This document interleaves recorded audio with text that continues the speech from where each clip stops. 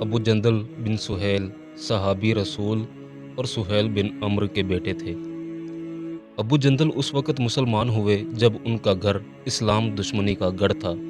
والد سہیل نے ان کے پیروں میں بیڑیاں ڈال کر قید کر دیا اور وہ کئی برس تک اس قید و بند میں گرفتار رہے۔ سن 6 ہجری صلح حدیبیہ میں ان کے والد سہیل ہی قریش مکہ کی طرف سے حضور نبی کریم صلی اللہ علیہ وآلہ وسلم کے پاس مصالحت کے لیے آئے تھے۔ جب شرائط لکھی جا رہی تھی تو ان میں ایک شرط تھی، قریش کا جو آدمی بھی خواہ وہ مسلمان ہی کیوں نہ ہو مسلمانوں کے پاس چلا آئے گا تو مسلمان اس کو واپس کرنے پر مجبور ہوں گے۔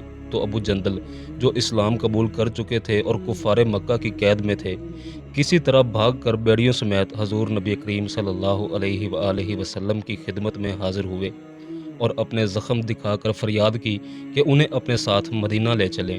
حضور صلی اللہ علیہ وآلہ وسلم نے سہیل کو کافی سمجھایا کہ وہ ابو جندل کو مدینہ جانے کی اجازت دے دیں، مگر وہ راضی نہیں ہوا اور کہا کہ شرائط صلح کی روح سے آپ اسے نہیں لے جا سکتے۔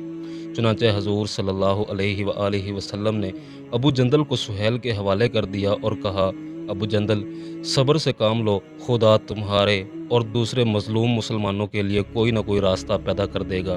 ہم صلح کر چکے ہیں اور صلح کے بعد ان سے بد عہدی نہیں کر سکتے۔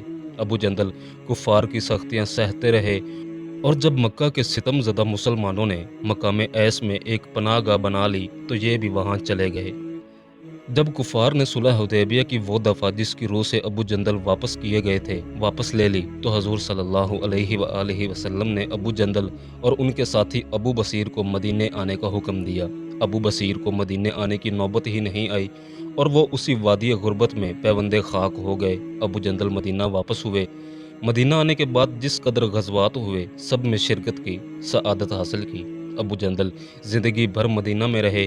اس کے بعد حضرت عمر فاروق رضی اللہ عنہ کے زمانے میں جب شام پر فوج کشی ہوئی تو اس میں مجاہدانہ شرکت کی اور 5-6 سال تک مسلسل جہاد فی سبیل اللہ میں مشغول رہ کر حضرت عمر رضی اللہ عنہ کے عہد خلافت سن 18 ہجری میں طاعون کی وبا میں امواس میں وفات پائی۔